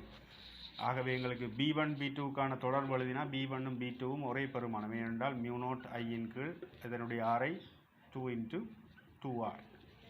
ஆகவே எனக்கு இங்கே விளைவுகள் எப்படி வரப்போகுதுன்னு சொல்லி பார்த்தீங்கன்னா இந்த திசையில் வரும் விளைவினுடைய பெருமானம் என்று பார்த்தால் B சமன் இதில் கூட்டுப்படும் போது அரையும் 1 இதனுடைய வர்க்கம் சக அதனுடைய வர்க்கம் என்று வரும்போது எங்களுக்கு μ0I/2 இதனுடைய வர்க்கம் சக அதனுடைய வர்க்கம் என்று வந்தால் எங்களுக்கு 2 × 2R √2 என்று வரப்போகுது. சரியா?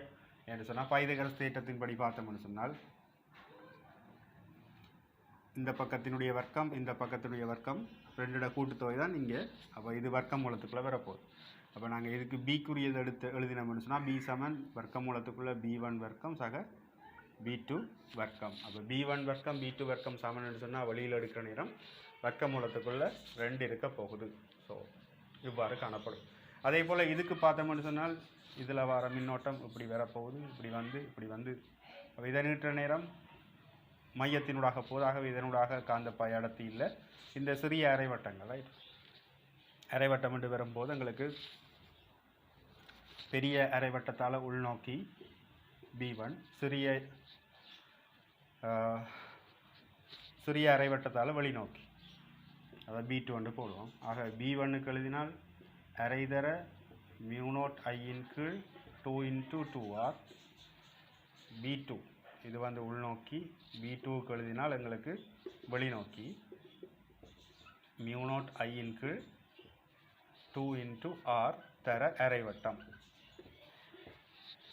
அப்போ இங்கே பார்த்தீங்கன்னு சொன்னால் யார் பெரிய ஆளாக இருக்குமென்னு சொன்னால் B2 தான் பெருசு. ஏன்னு சொன்னால் மியூ நாட் ஐயின் கீழ் 4R, இங்கே மியூ நாட் ஐயின் கீழ் 8R. அப்போ எங்களுக்கு B2 இருந்து B1 கழிப்பான். அப்படின்னா வெளிநோக்கித்தான் விளைவில் இருக்க போகுது. கழிச்சோம்னு சொன்னால் இங்கே 2 இருந்து 1 போனால் மியூ நாட் ஐயின் கீழ் 8R மிச்சம் இருக்க போகுது. அப்போ இதை வச்சுக்கொண்டு நாங்கள் இனி பார்ப்போம். இங்கே 3 மியூ நாட் ஐயின் கீழ் 8R. அதே போல் இதில் எனக்கு கிடைச்சது பார்த்தோம்னு சொன்னால் மியூ நாட், அதாவது √2 மியூ நாட் ஐயின் கீழ் 2 4. அப்போ இதை நாங்கள் இந்த படத்துக்குரியதை பார்த்தோம்னா இதுதான் எனக்கு. இப்போ இதன்படி பார்த்தோம்னு சொன்னால் கேள்வி என்னன்னு சொன்னால்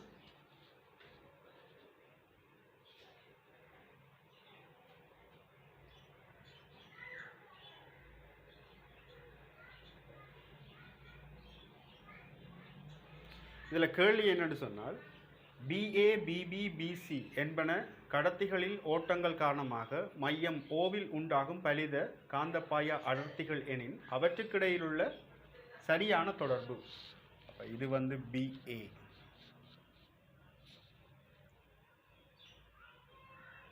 அதே மாதிரி இது BC, இது BB. அப்போ இதில் ஓர்டர் தான் கேட்டது. அப்போ இதில் பெரிய ஆள் யாருன்னு பார்த்தீங்கன்னு சொன்னால் இங்கே 3 மியூ நாட் ஐயின் கீழ் 8R. அப்போ கீழே எல்லாமே 8R இருக்குது. அப்போ இங்கேயும் ஒரு 8R வர செய்கிறதுக்காக நான் என்ன செய்ய போகிறேன்னு சொன்னால் 2ஆல் பெருக்க போகிறேன். 2ஆல் பெருக்கினால் இப்போ எனக்கு என்ன வரும்? மேலே கீழே 2ஆல் பெருக்கினா 2 வர்க்கமூலம் 2 மியூ நாட் ஐயின் கீழ் 8R வரப்போகுது. அப்போ இதில் எங்களுக்கு பார்த்தோம்னு சொன்னால் 2க்குரிய பெருமானம், 2னுடைய பெருமானம் என்று பார்த்தோம்னு சொன்னால் 1.4. அப்போ 1.4 2ஆல் பெருக்கினா 2.8. அப்போ இதில் பெருமானம் கூடினது யாருன்னு பார்த்தீங்கன்னு சொன்னால் 3 மியூ நாட் ஐயின் கீழ் 8R. ஸோ BA பெருமானம் கூடினது. அதுக்கு அடுத்த ஆள் யாருன்னு பார்த்தீங்கன்னு சொன்னால் BB. 3வது தான் BCயாக இருப்பார். அப்போ இதன்படி நாங்கள் தொடர்படுத்தோம்னு சொன்னால் விடை 2வது விடை.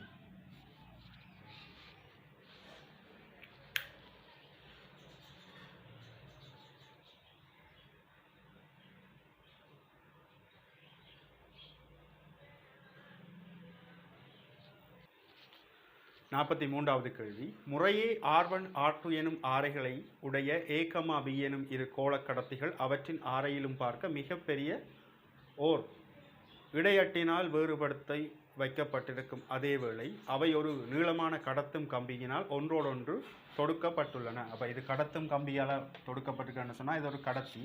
இப்போ இந்த புள்ளியில் எந்த இடத்துலையும் பார்த்தீங்கன்னு சொன்னால் அழுத்தங்கள் சமனாகத்தான் இருக்க போகுது. கடத்திகளில் அழுத்தங்கள் சமன். ஆகவே இந்த இடத்துல உள்ள அழுத்தம் இந்த இடத்துல உள்ள அழுத்தத்துக்கு சமனாக இருக்க போகுது. ஆகவே இந்த நிலையில் VA சமன் VB என்று வந்துடும்.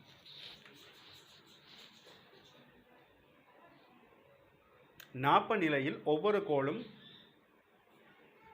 கொண்டுள்ள ஏற்றம் Q1 Q2 எனின் கோள மேற்பரப்புகளின் மீது இருக்கும் அழுத்தங்களுக்கிடையிலுள்ள விகிதம் VA, VB ஆகியனவும் புலச்சரிவுகள் EA, EB ஆகியனவையும் கேட்குறாங்க. அப்போ இந்த இடத்துல எங்களுக்கு தெரியும் ஒரு கடத்தியால் இணைக்கப்பட்டிருந்தால் இப்போ எங்களுக்கு தெரியணும் அழுத்தங்கள் சமனாக வந்துடும். ஸோ அழுத்தங்கள் சமனாக வந்தால் எங்களுக்கு நாங்கள் இதில் VA × VB விகிதம் என்று பார்த்தோம்னு சொன்னால் 1. இனி எங்களுக்கு அடுத்தது தேவை என்னது? EA × EB.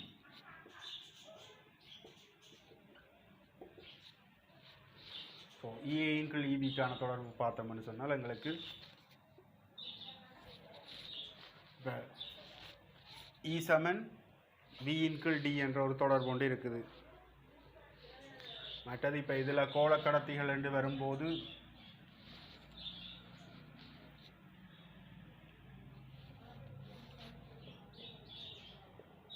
E சமன் Q1 × 4πε R1 வர்க்கம். EBக்கு எழுதும்போது EB சமன் Q2 இன் கீழ் 4 பை எப்சிலான் R2 வர்க்கம். ஆகவே இதில் தொடர்படுத்தினால் EA இன் கீழ் EB என்னென்று வரும்?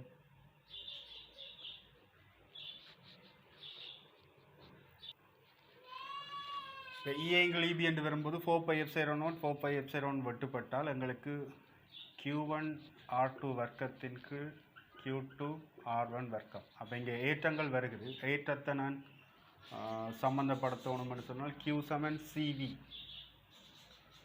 Q சமன் CV என்று வரும்போது எங்களுக்கு இந்த இடத்துல Q1 சமன் கொள்ளளவம் 4 pi epsilon 0 into R1 into V. அதே மாதிரி Q2களினால் 4 pi epsilon R2 into V. அப்போ இங்கே அழுத்தங்கள் சமன் என்றதால் இங்கே பிரிக்கிற நேரம் Q1 இன் கீழ் Q2. இது கொள்ளளவத்தினுடைய பெருமானம் தான் இந்த 4 pi epsilon into R. Right. பிரிக்கிற நேரம் எங்களுக்கு R1 இன் கீழ் R2 என்று வரும். அப்போ இங்கே Q1 இன் கீழ் Q2க்கு பதிலாக நாங்கள் R1 இன் கீழ் R2 போட்டால் எங்களுக்கு இதில் R1 வெட்டுப்படும், R2 வெட்டுப்பட்டால் R2 இன் கீழ் R1. ஆகவே EA இன் கீழ் EB R2 இன் கீழ் R1. ஸோ இதுக்குரிய விடை என்று பார்த்தீங்கன்னா இரண்டாவது விடை.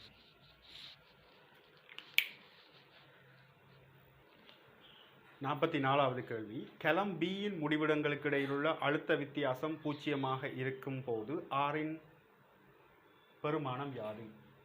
இதில் கேள்வி என்ன? ஆரினுடைய பெருமானம் அது எப்போ என்று சொன்னால் பியின் முடிவிடங்களுக்கு இடையிலுள்ள அழுத்த வித்தியாசம் 0 இருக்கும் போது. இந்த இடத்துல V என்று எடுத்தால் இந்த இடத்துல உள்ள அழுத்தத்துக்கும் இதுக்கும் இடையிலான அழுத்த வேறுபாடு 0 என்று சொல்லி சொல்கிறாங்க. அப்போ இதில் இருந்து நாங்கள் வருவோம். இப்போ இந்த இடத்துல E என்ற மின்னியக்க விசை, இங்கே R1 என்ற அகத்தடை. E என்ற மின்னியக்க விசை, R2 என்ற அகத்தடை. அப்போ மின்னோட்டம் இந்த பக்கம் போகிற மாதிரி கருதினால் நாங்கள் இங்கே தொடர்பு எடுக்கலாம். என்னென்னு சொன்னால் இப்போ இதில் பாருங்கள், மின்கலத்தில் இருந்து இந்த மின்னோட்டம் வெளி நோக்கி வருது. அப்போ சுற்றுக்கு நாங்கள் பிரதியிடும் போது இங்கே ப்ளஸ் மைனஸ். அப்போ 2E சமன் I into R plus R1 சக R2 என்று இருக்க போகுது. ஆகவே மின்னோட்டம் ஐக்கான பெருமானம் 2E இன் கீழ் R plus R1 plus R2 என்று இருக்க போகுது. மின்னோட்டத்தை நாங்கள் கண்டுபிடிச்சிட்டோம். ரைட், மின்னோட்டம் இருக்கட்டும். இப்போ எனக்கு பிக்கு இடையிலான அழுத்த வேறுபாடை போடும். சரியா? அதாவது இந்த மின்கலத்துக்கு இடையிலான அழுத்த வேறுபாடு, இதை V என்று போடுவோம், இதை V1 என்று போடுவோம். ஆகவே எங்களுக்கு டெல்டா V சமன் இந்த மின்கலம் B என்ற மின்கலத்திலேருந்து மின்னோட்டம் வெளி நோக்கி வருது. ஆகவே E minus I into R1 இருக்க போகுது, R2 இருக்க போகுது. பிக்கு தான் எடுக்கிறோம்.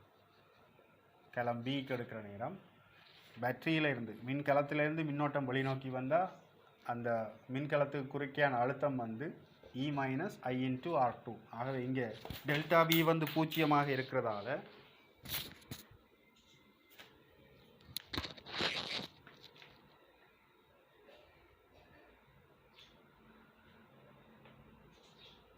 E minus I R2.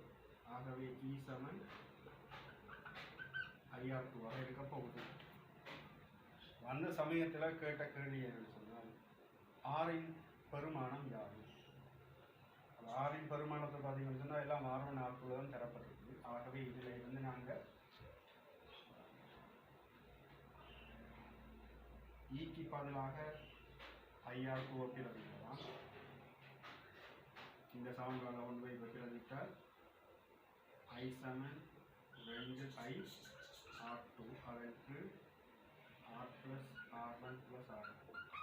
ரெண்டு பக்கமும் மின்னோட்டம் ஐயை வெட்டுப்பட்டும் இங்கே R plus R1 plus R2 சமன் 2R2 ஆக இருக்கிறது. ஆகவே எனக்கு தேவை ஆறுக்கான பருமன் R சமன் இந்த R2 R1 எல்லாம் இங்கே போனால் கழிவற்றும். ஆகவே R2 மைனஸ் R1 ஆக இருக்க போகுது. ஆகவே ஆறினுடைய பெருமானம் R2 மைனஸ் R1 இரண்டாவது விடை. 44வது கேள்விக்கு இரண்டாவது விடை. 45வது கேள்வி. ஏபிக்கு இடையில் அழுத்த வித்தியாசம் 100 வோல்ட்டை பிரயோகிக்கும் போது தடை 5 ஓமில் உள்ள வலு விரயம். இப்போ இதில் பார்த்தீங்கன்னு சொன்னால் இந்த ஏபிக்கு இடையில் 100 வோல்ட் அழுத்த வேறுபாடுன்னு சொன்னால் நாங்கள் இதில் ஒரு 100 வோல்ட் மின்கலம் ஒன்று இணைக்கப்பட்டிருக்க மாதிரி யோசிப்போம். யோசித்தா இந்த சுற்றில் மின்னோட்டத்தை கண்டுபிடிக்கணும். V7 IR பாவிச்சா 5 10 20 மொத்த தடைகளும் தொடராக இணைக்கப்பட்டிருக்குது. 5 5 10 10 10 20. ஆகவே I வந்து 5 ஆம்பியராக இருக்க போகுது. இப்போ எனக்கு கேட்ட கேள்வி என்னென்னு சொன்னால் இந்த 5 ஓமுக்கு குறுக்கேயான வலுப்பயப்பு. ஆகவே தடைகளுக்கு இடையிலான வலுப்பயப்புன்னு கேட்டால் உங்களுக்கு தெரியணும் I²R இந்த சமன்பாடை தான் நேரடியாக நாங்கள் பாவிக்கணும். சரியா? தடைகளில் ஏற்படுற வலு விரயம் என்று கேட்டால் I வர்க்கம் R. ஆகவே 5 வர்க்கம் தர 5. ஸோ 125 வாட் வரப்போம். 4வது விடை. தடைகளில் ஏற்படுற வலு விரயத்துக்கான சமன்பாடு P சமன் I²R. இப்போ இதில் 3 வகையான சமன்பாடுகள் இருக்குது. P சமன் VI, P சமன் V²/R. அப்போ முதல் சம்பந்தப்பட்ட விஷயம் என்று சொன்னால் P சமன் VI. தடைகளில் ஏற்படுற வலு விரயம் சம்பந்தப்படுறதுன்னு சொன்னால் P சமன் I²R இங்கே பாவிக்கணும். 47வது கேள்வி. ஒரு ஜீப் வாகனத்தில் ஒரு மீடிரன் பிறப்பாக்கியும் அதிலிருந்து வெளிவரும் மீடிரனை மறுபடியும் அதற்கு வரும் மீடிரனையும் வெளிப்படுத்தி அடிப்பு மீடிரனை வழங்கத்தக்க ஓர் உபகரணமும் பொருத்தப்பட்டுள்ளன. அந்த ஜீப் ஒரு பெரிய மலையை நோக்கி 60 ஹெர்ட்ஸ் மீடிரனுடன் ஓர் ஒலியை எழுப்பிக் கொண்டு 20 m/s-1 கதியில் செல்லும் போது உணரியினால் உணரப்படும் அடிப்பு மீடிரன் வழியில் ஒலியின் வேகம் 320 m/s-1 என்று சொல்லப்படுது. ஒரு இப்போ மலையை நோக்கி ஒரு கார் ஒன்று போகுதாம். இப்போ இந்த காரில் எங்களுக்கு ஒரு ஒலியை எழுப்பக்கூடிய ஒரு உபகரணம் இருக்குது. அதே நேரம் இந்த மீடிரனை அளக்கக்கூடியதும் பிறகு பட்டு தெரிச்சு வரக்கூடிய மீடிரனை அளக்கக்கூடியதும் அந்த உபகரணமும் இதில் பொருத்தப்பட்டிருக்குதான். அப்போ இந்த காரானது இந்த மலையை நோக்கி போகுது. அப்போ இதில் என்ன நடக்க போகுதுன்னு சொன்னால் ஆரம்பத்தில் இந்த காரானது மலையை நோக்கி போகிற நேரம் கார் ஒளி முதலாகவும் இந்த மலை வந்து அவதானியாகவும் இருக்கும். பிறகு பட்டு தெரிச்சு போகிற ஒலி அலைக்கு என்ன நடக்க போகுதுன்னு சொன்னால் மலை ஒளி முதலாகவும் இதில் இருக்கிற அந்த உபகரணம் வந்து அவதானியாகவும் இருப்பார். ஸோ எம்சிக்யூக்கு இவ்வாறான கேள்விகள் எம்சிக்யூக்கு வர நேரம் நாங்கள் ஒரு சின்ன ஒரு டெக்னிக்கை வந்து நாங்கள் பாவிக்கணும். என்னென்னு சொன்னால் இப்போ நீங்கள் ஒரு கண்ணாடிக்கு முன்னால் தளவாடிக்கு முன்னால் நீங்கள் எவ்வளவு தூரம் நிற்கிறீங்களோ அவ்வளவு தூரத்தில் உங்களுக்கு அந்த தளவாடியிலேருந்து பிம்பம் தோன்றும். அப்போ நீங்கள் கண்ணாடியை நோக்கி எவ்வளவு தூரம் நகருங்களோ அதே நேரம் பிம்பமும் அதே அளவு தூரம் நகரும். சரியா? அதே போல் இங்கே நாங்கள் என்ன செய்யணும்னு சொன்னால் இது காரினுடைய பிம்பம் சம தூரத்தில் இருக்கிற மாதிரி யோசித்தால் இப்போ பார்ப்போம். இப்போ கார் கண்ணாடியை நோக்கி வருதுன்னு சொன்னால் பிம்பமும் கண்ணாடியை நோக்கி வரப்போகுது. அப்போ இதை நான் ஒண்ட ஒளி முதலாகவும் ஒண்ட அவதானியாகவும் கருதுகிறேன். சரியா? அப்போ இங்கேருந்து என்ன நடக்க போகுது? ஆரம்பத்தில் ஒரு மீடிரன் ஒலியலை பிறப்பிக்கப்பட போகுது. ஆகவே இங்கே எனக்கு தோற்ற மீடிரனுக்கான சமன்பாடு F' வந்து என்ன வரப்போகுது? C+, அதாவது அவதானியும் ஒளி முதலும் ஒன்றையொன்று நோக்கி வார நேரம். அப்போ மேலே இருக்கிறவர் அவதானிக்குரியது, கீழே இருக்கிறவர் ஒளி முதலுக்குரியது. ஆகவே மேலே இருக்கிறவர் வந்து அவதானி கூட கிட்ட வர ஒளி முதல் கிட்ட வர சத்தம் கேட்கணும்னு சொன்னால் ஒப்சர்வர், ரைட்? C+ U0 அந்த அவதானியினுடைய வேகம். இது நாங்கள் US என்று போடுவோம். அப்போ ஒளி முதல் நோக்கி வருதுன்னு சொன்னால் எங்களுக்கு சத்தம் கூட கேட்கணும்னு சொன்னால் கீழே இருக்கிற வர்ற பெருமானம் குறைஞ்சா இருந்தால் தான் எங்களுக்கு கூட கேட்கும். தர ஆரம்பத்தில் இருந்த மீடிரன் F0. அப்போ இதில் எங்களுக்கு பார்ப்போம்.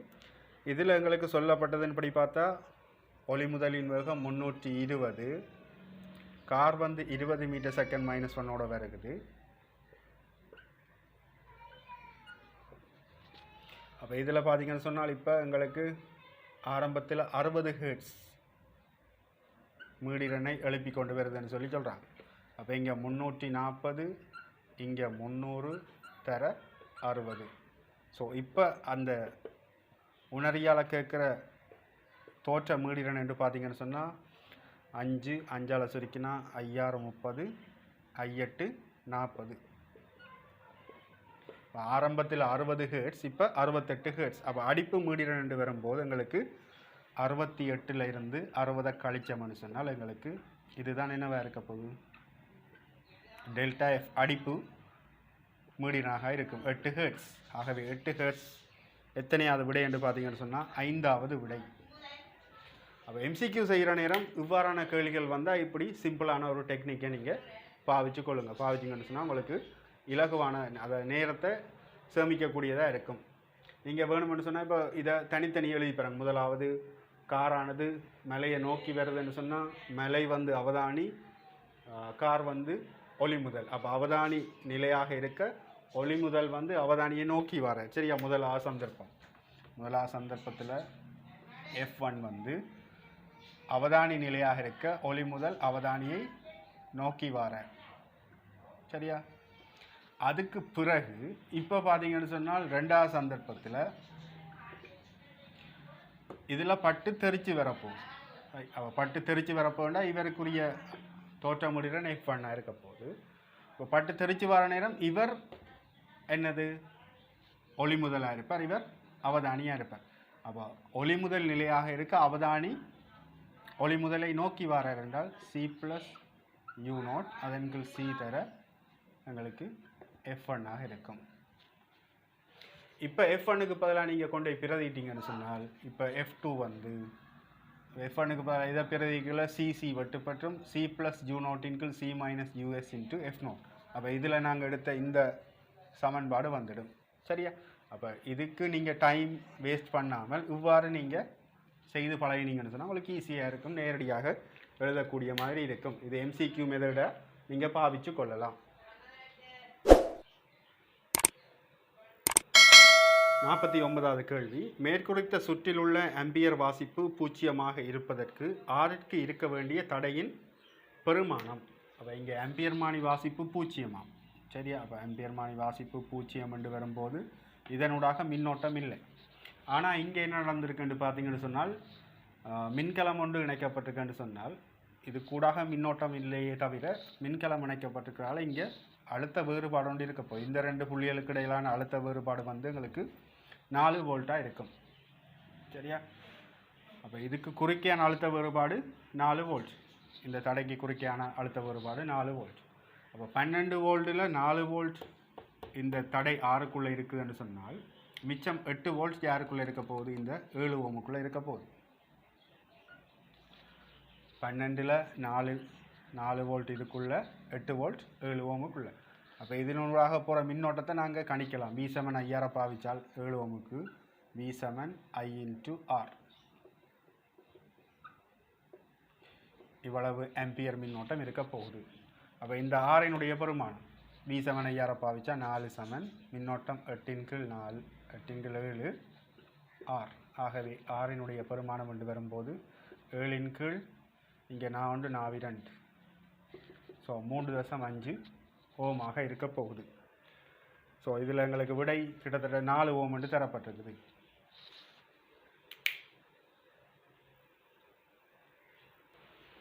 ஐம்பதாவது கேள்வி, நீரிலுள்ள ஒரு கோள வடிவ குமிழியின் கோள வழிக்குமிழி, ரைட், இது வழிக்குமிழி, இது வழியில் நீராக இருக்க போகுது. ரைட், இது நீர், இது வழி.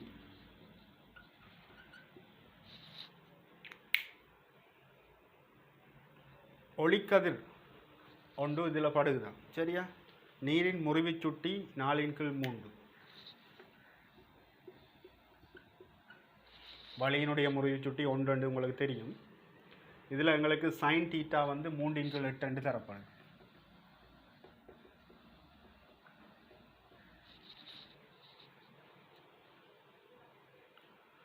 வளிக்குமிழியிலிருந்து வெளியேறும் கதிரின் மொத்த விலகல் யாதுன்னு சொல்லி கேட்குறாங்க.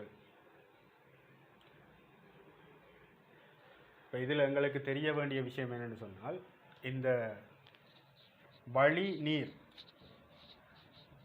இந்த இடைமுகத்துக்கான அவதி கோணம் யாது? வழிநீர் என்று வரும்போது இப்போ இதில் எங்களுக்கு அடர்ந்த ஊடகத்திலேருந்து தான் இங்கே ஐதான ஊடகத்துக்கு இந்த ஒளிக்கதிர் வருகிறது. அப்படின்னு சொன்னால் இவர் என்ன செய்ய போகிறாருன்னு சொன்னால் செவ்வெண்ணை விலத்தி முறிய போகிறார்.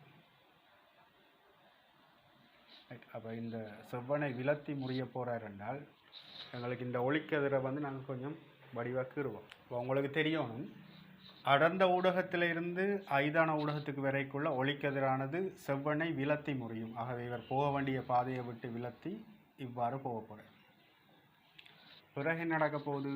ஐதான ஊடகத்திலேருந்து அடர்ந்த ஊடகத்துக்கு போகிற நேரம் செவ்வனை நோக்கி முறியும்.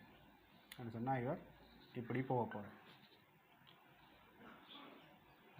அப்போ இவர் போக வேண்டிய பாதை இந்த பாதை, ஆனால் இப்போ இவர் போகிற பாதை இந்த பாதை என்று சொன்னால் எனக்கு கேட்டது விலகல் கோணம். இதைத்தான் கேட்குறாங்க, விலகல். இப்போ நாங்கள் என்ன செய்ய முடியும் சொன்னால், இதில் எனக்கு டீட்டான்னு தெரியும். இந்த முறிகோணத்தை நாங்கள் ஆரண்டு எடுப்போம். ஆரண்டு எடுத்தால் இது மையம், இது ஆரை. அப்போ கட்டாயம் இதுவும் ஆறாக இருக்க போகுது. இது ஆர், இது ஆறுன்னு சொன்னால் இந்த இடத்துல நாங்கள் சினலின் விதியை பாவிச்சால்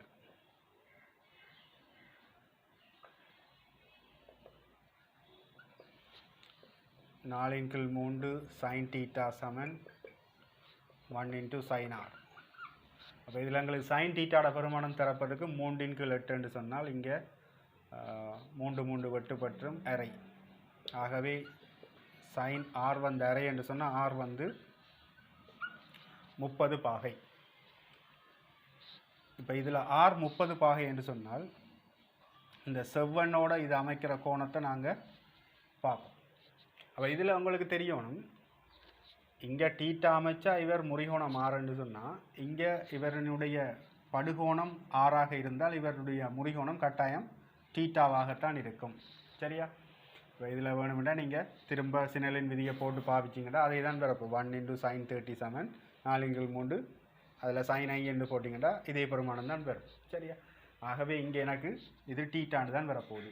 ஆகவே இந்த நிலைக்குத்து அச்சோட இவர் ஆக்கிற கோணம் டீட்டான்னு சொன்னால் இந்த கோணம் டீட்டா.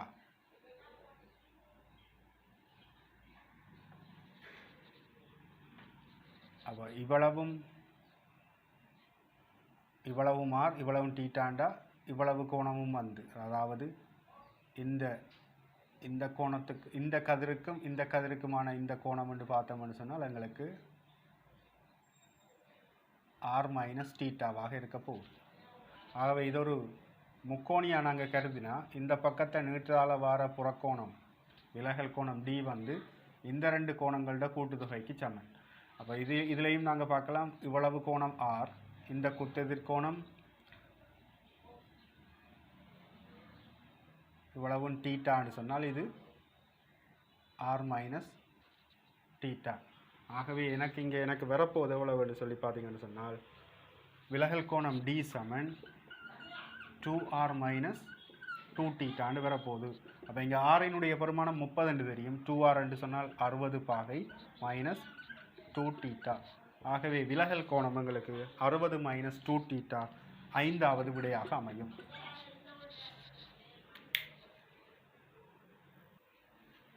ஸோ 2016ஆம் ஆண்டு கேள்வி அந்த உதவிக்கருத்தரங்குக்குரிய முழு கேள்விகளும் நாங்கள் செய்துட்டோம்.